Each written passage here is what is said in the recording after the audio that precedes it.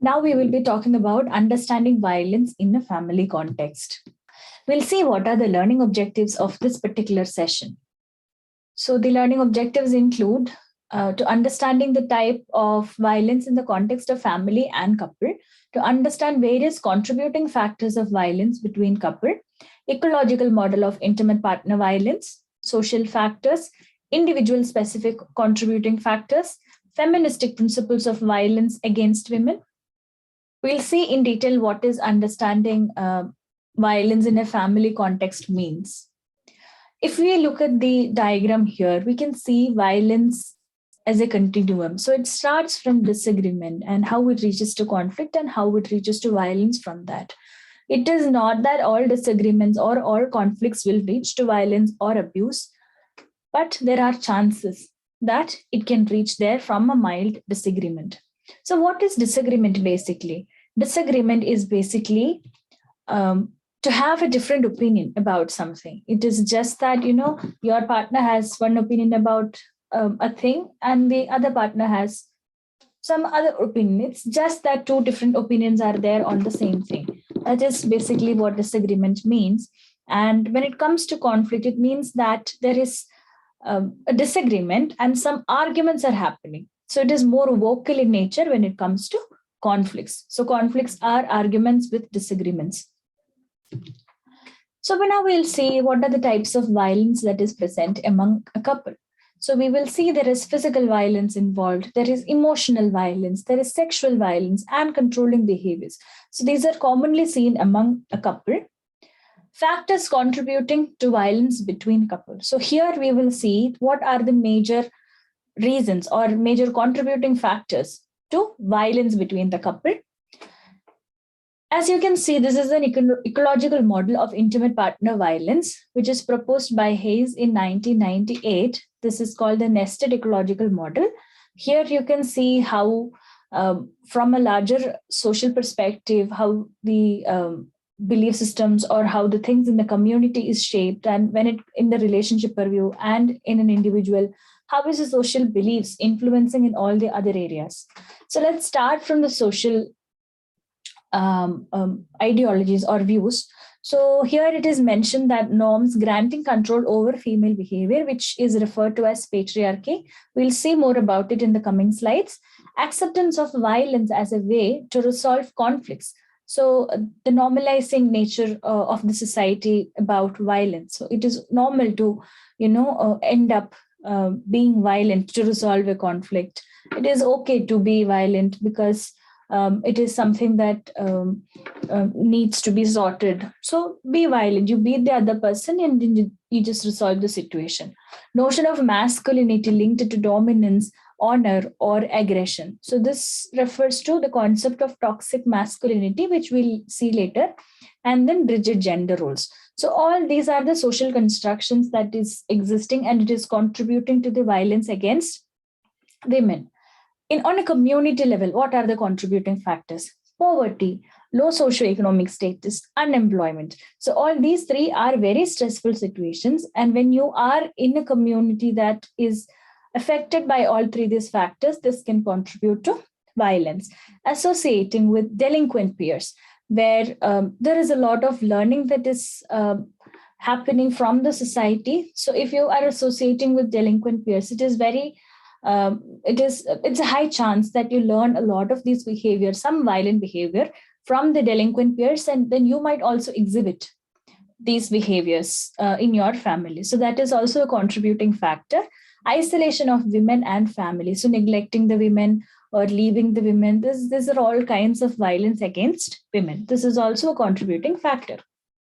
In a relationship, so every relationship will have marital conflicts, but it's just that the extent of the marital conflict is to what and how are you handling it. So that is the part in a relationship area or in the relationship spectrum.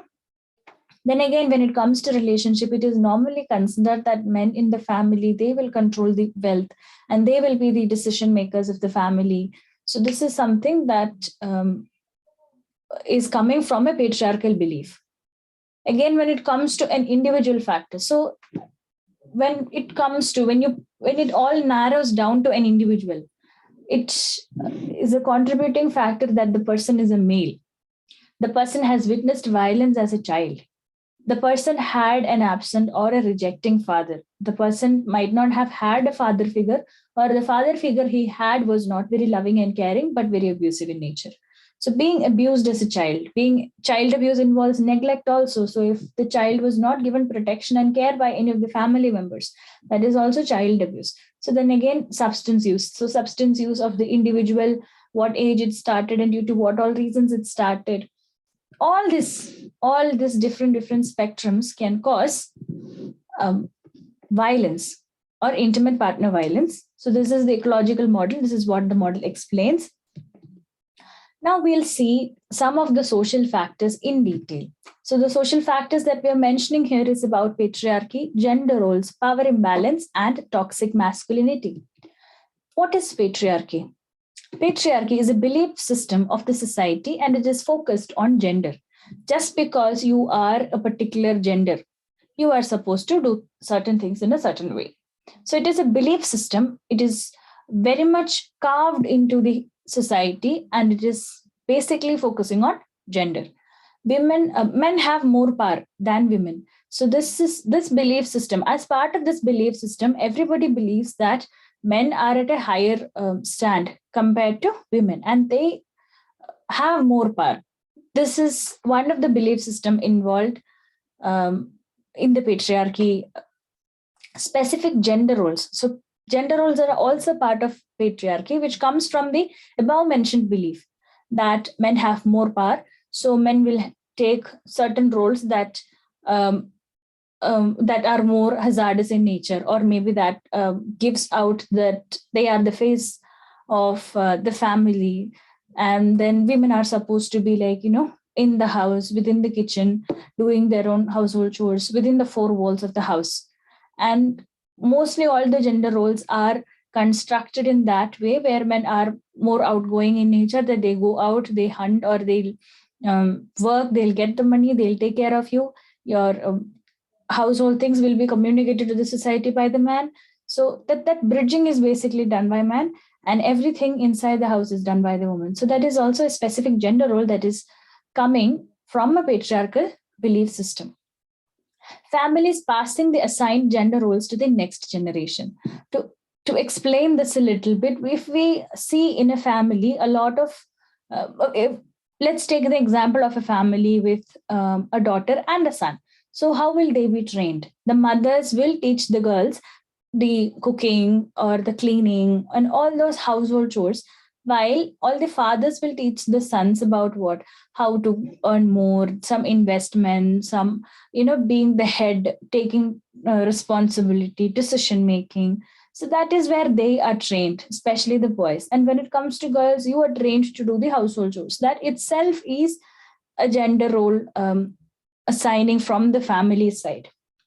So, what is gender roles? We've been mentioning about gender roles for a very long time, and it is a certain traditionally held, socially prescribed roles for each gender. So, this has been there for a very long time, which is meant by traditionally held, and it is socially prescribed. It's the society's prescription that you are supposed to fulfill certain roles because you belong to this gender. It is about the social beliefs that men should act in a certain way because they are men, and women should act in a certain way because they are women. Here we can see some of the established gender roles for women in the society. And the first one would be women should do all household chores and take care of the children. Women should not step out of the house without the permission from man. Women should be soft spoken, forgiving, and do everything in the best interest of other members in the family. Women should not share their opinion in public. Women should not oppose men in anything. Women should not be the decision makers in the family. Financial aspect in the family should be dealt by women.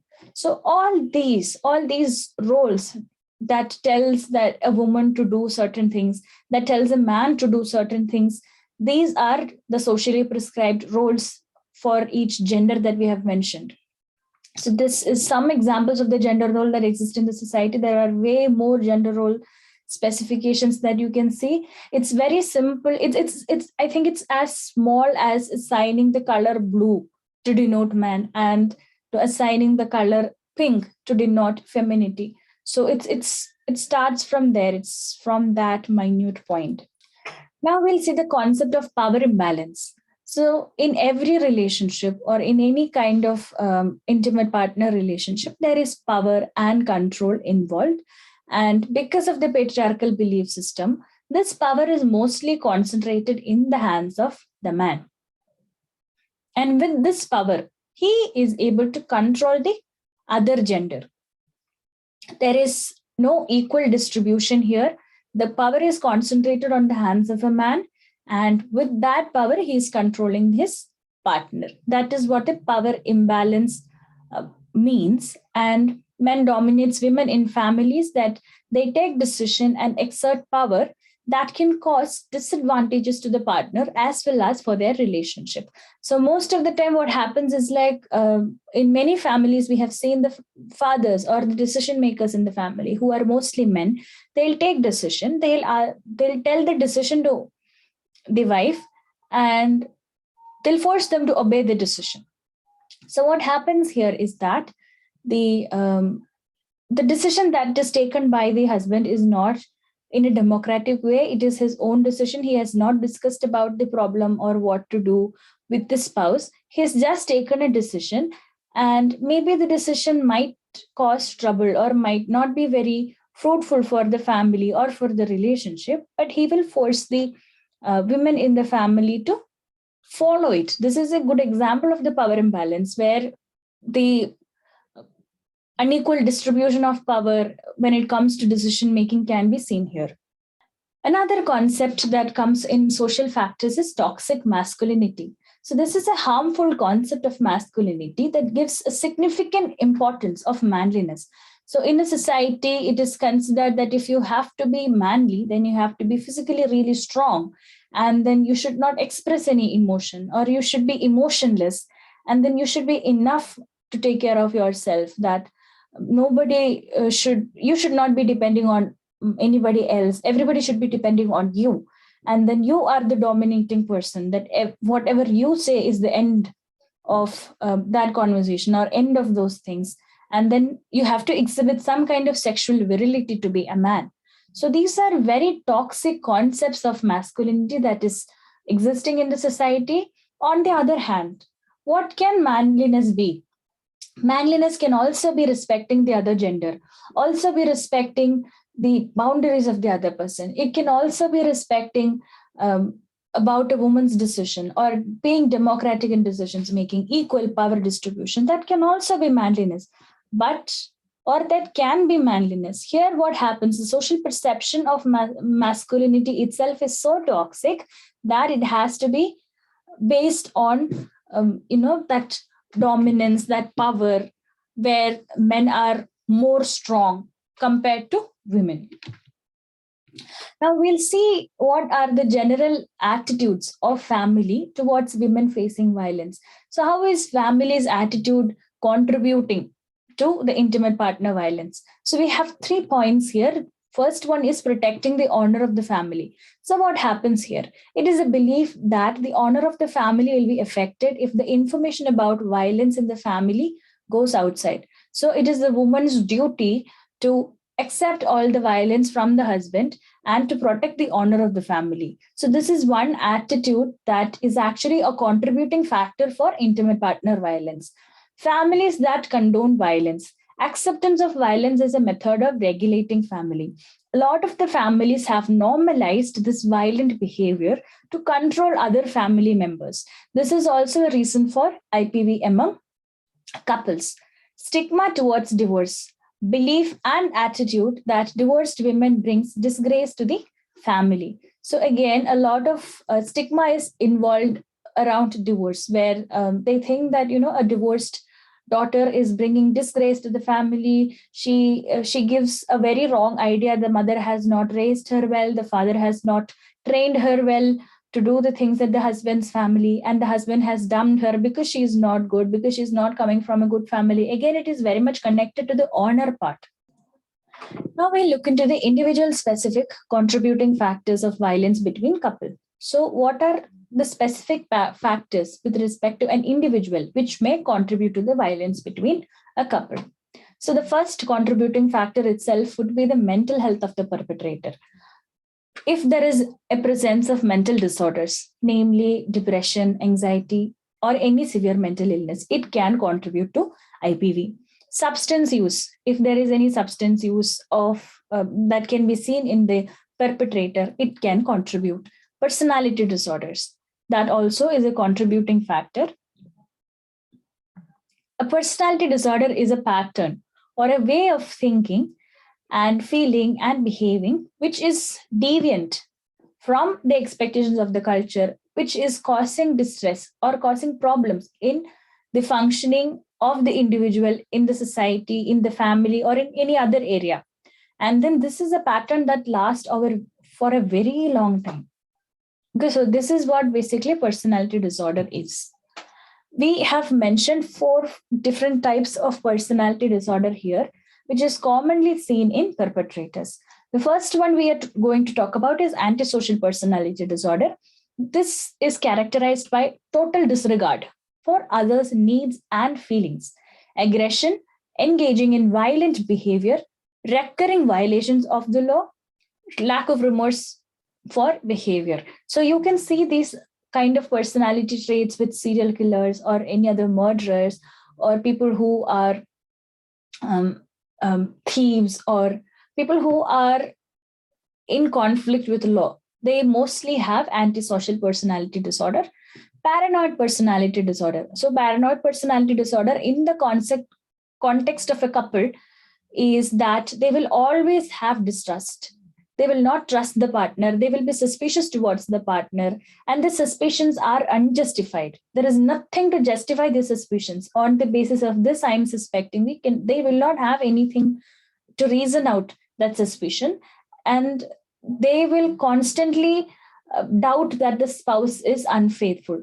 As a result of this, they will check the whereabouts of the person whom they are talking to, where they are going, how long is it taking, how long is the interactions. They'll check the body languages all the time. They'll check the phone, they'll check all the electronic devices, books, letters, no matter what.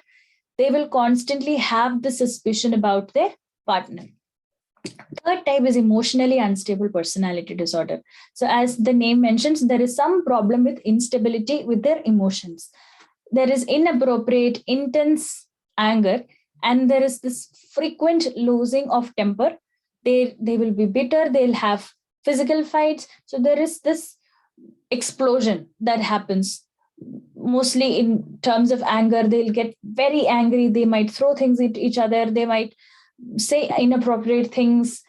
And this happens more frequently. And they are more impulsive. They will not think much before taking a decision. They are more likely to engage in risky behaviors like gambling or some unsafe sex, drug abuse, quitting a good job, etc. And the last category of personality disorder is narcissistic personality disorder, where they are failing to recognize another person's needs and feelings. They will not be able to, or they are not sensitive to other people's needs and feelings. They are usually arrogant in nature. They have inflated self-esteem, and they are considering oneself as superior, condescending towards others. Hitler is a very good example for narcissistic personality disorder. Another contributing factor, as we have mentioned earlier, is substance use. So substance use has a bidirectional relationship with intimate partner violence. So it can occur as a result of intimate partner violence, and substance use can kind of contribute to intimate partner violence. So it is both ways. That is why it is mentioned as bidirectional. And the most commonly used substance is alcohol. Alcohol comprises the thinking, reasoning, and causes disinhibition in an individual, causing them to react impulsively. Meaning to say that with the use of alcohol, the person's thinking ability and reasoning ability will be compromised, and they might engage into verbal altercations or into some other disagreements or conflicts easily, rather than the times when they are not under intoxication. So there is this alcoholic myopia that can be seen there. IPV can happen under intoxication as well as during withdrawal. So it's not that intimate partner violence occur only during intoxication or only after consuming alcohol. It can happen if the person is not consuming alcohol for a quite a long time. So that is also a chance. The frequency and intensity of violence increases with substance use. That if you are not a person who has um, consumed alcohol today, you might be violent towards your spouse, maybe for like 5 minutes or 10 minutes. You might beat her like 2 slaps and then you might stop it. But if you are under intoxication, the frequency of the violence, the intensity of the violence substantially increases. Also happens because of the social perception that a man should consume substance to be manly. This is again correlating with the toxic masculinity that we have discussed earlier.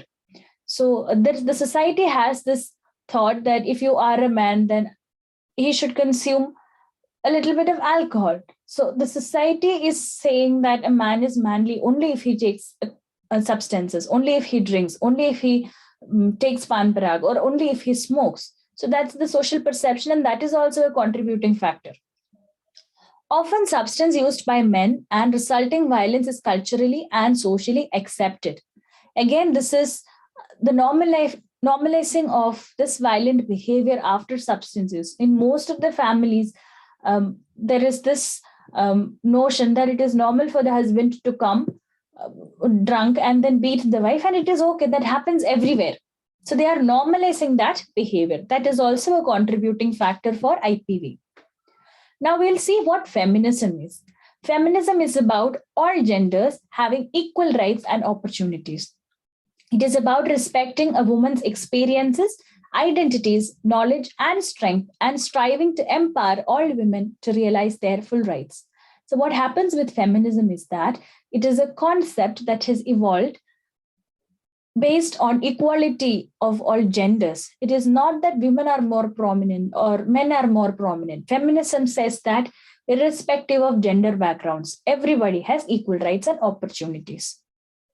So now, if we are looking at violence from a feministic perspective, there are certain principles that can be observed. So first one says that violence is basically a tactic to control the woman by various means. What are these various means? It is emotional abuse. There can be isolation. The person can intimidate. There can be threats involved.